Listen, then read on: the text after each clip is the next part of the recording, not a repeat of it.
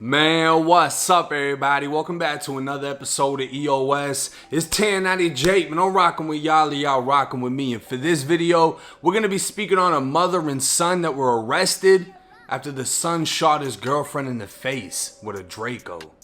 Tell me what happened. I don't know. I was in my room and...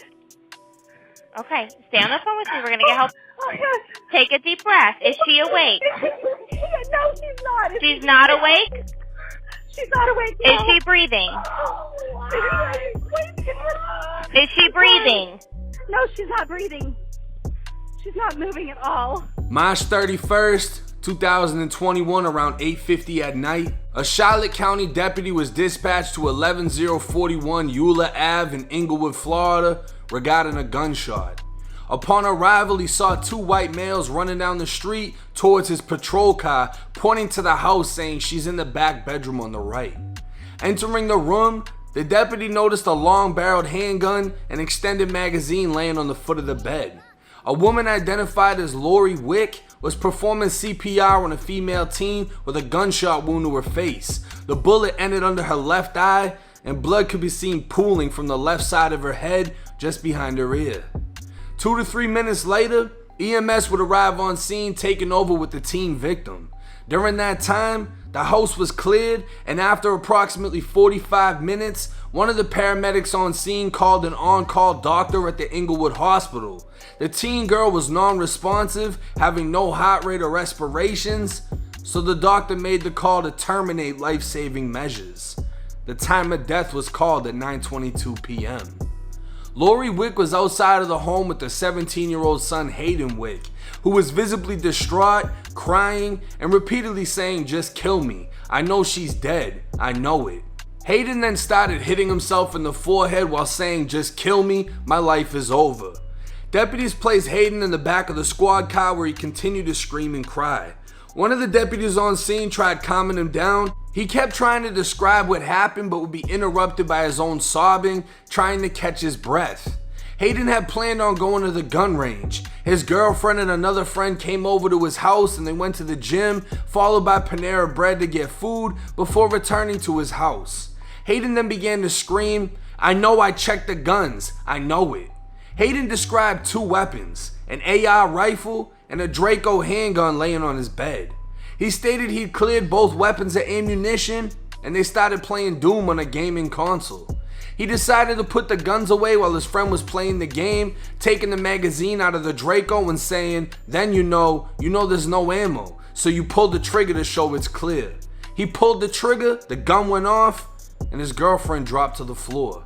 Hayden began sobbing in the patrol car again, saying, "The gun went off. I watched it hit her in the face and she just dropped. I started screaming. I didn't even look where I was pointing. I didn't know she was standing right there."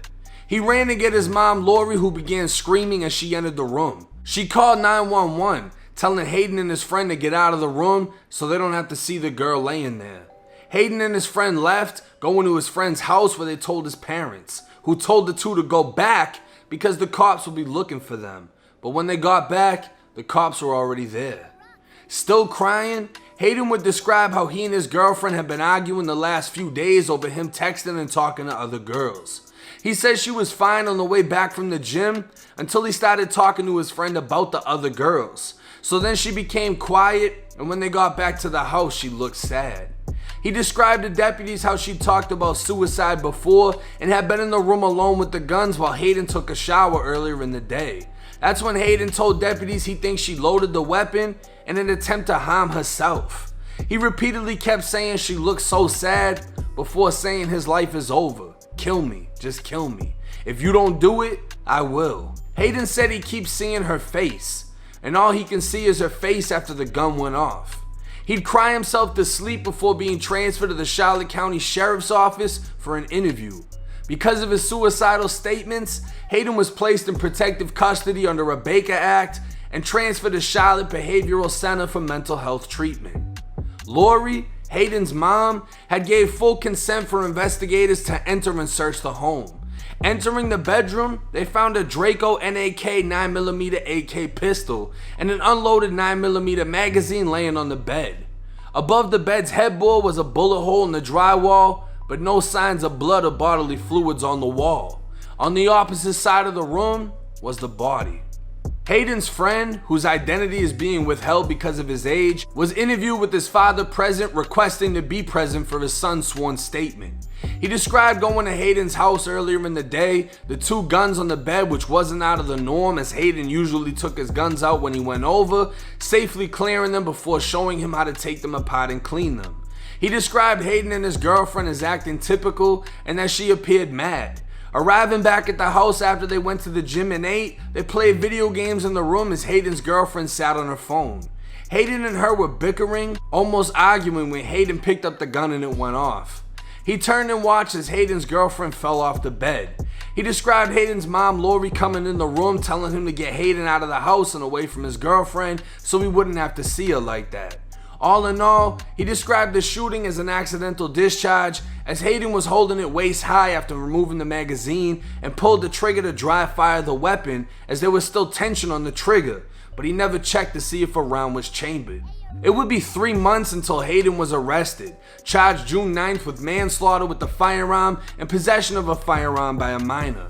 What was more surprising is the fact that Charlotte County sheriffs kept the entire shooting under wraps, only telling immediate family. A whole month after it happened, her grandmother was told nothing more than it was an accident, and it happened as her boyfriend was putting a gun away in a safe. But June 16th, Hayden's mother Lori would be arrested for illegally allowing her 17-year-old son to possess guns. She let him keep weapons and ammunition in a safe in his room to keep them away from a younger child within the house, and he'd frequently take them out of the safe to take them apart, resembling his 2 older brothers in the military. Lori was charged with a 3rd-degree felony, punishable by up to 5 years in Florida State Prison, and bonded out for $5,000. Hayden, who faces a 1st-degree felony, punishable by up to 30 years in prison, is also free on a $27,500 bond. Now, this case is kind of all over the place, right? The first things that I picked up on was he says he wasn't looking when the gun went off. And his friend even described he had the gun waist high, he took the magazine out, he felt tension on the trigger, and obviously a trigger, if it's already been, fired, it's further back if there's no bullet in it. The trigger's back here, but when you cock that motherfucker, the trigger kicks up a little bit. So he knew, there's tension on the trigger, but he didn't think anything was inside of the weapon. He pulls the trigger, it hits the girl in the fucking face, she falls off the bed. The mother comes in, pulls the body from in between the bed and whatever else and starts doing CPR on the girl, right? He says he didn't look when he fired the shot, but he also says he watched it hit her in the face. Those 2 statements right there, I guarantee you, are going to be used against him in court. You can't not see what you're shooting at, but still see the bullet hit the girl in the fucking face. You looking down, you fire, you look up, it's already happened. She's already falling at that point. You know what I mean? This is an instant thing, especially when you get hit in the head. It's instant, you drop. It's not something that's slow, you know what I mean? It's not like getting hit in the stomach and you crumble over. She got hit in the shit, And sad to say, it sounds like it most likely immediately killed her. It went in around here and came out behind her ear, most likely made contact with the brain, and it was a wrap from there. And that statement is gonna fuck him up. The fact that the sheriffs didn't release any information, it's weird. And I was reading Facebook comments about the shooting. There are a ton of people sticking up for his mother, saying she's an amazing woman. She has an adopted child who seems to be African American. I'm not sure. He obviously isn't white. But she has an adopted child, which I assume is the reason she had the weapons in Hayden's room, to keep them away from the child, the young kid that she has in the household.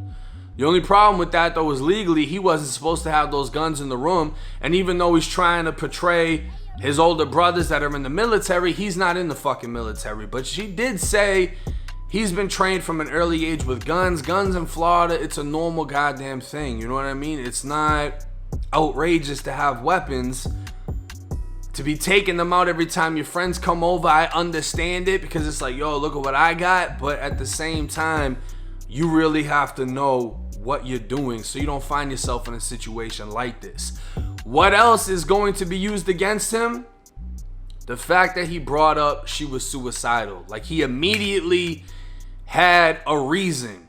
Oh, I took a shower, she must have put a bullet in it.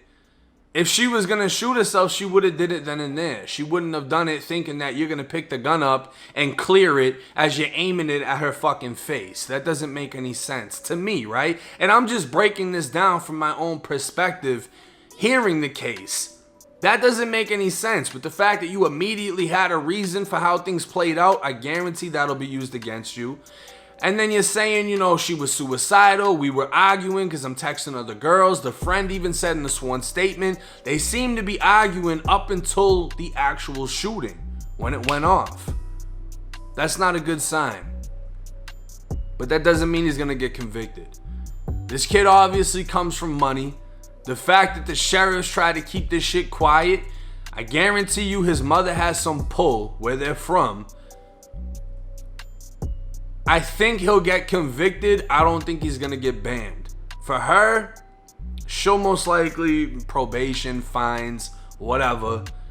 I'm not sure what's gonna happen with this kid because he obviously has a connection through his mother. That's just what it sounds like to me. I know kids that have done 10 years for crashing a car and killing their best friend because they were drunk. This kid shot a girl in the face with a fucking Draco. I don't know, manslaughter, it's usually a 10-year sentence, but we'll see how it plays out. It's 1090 J. I'm rocking with Charlie, y'all rocking with me. Till next time.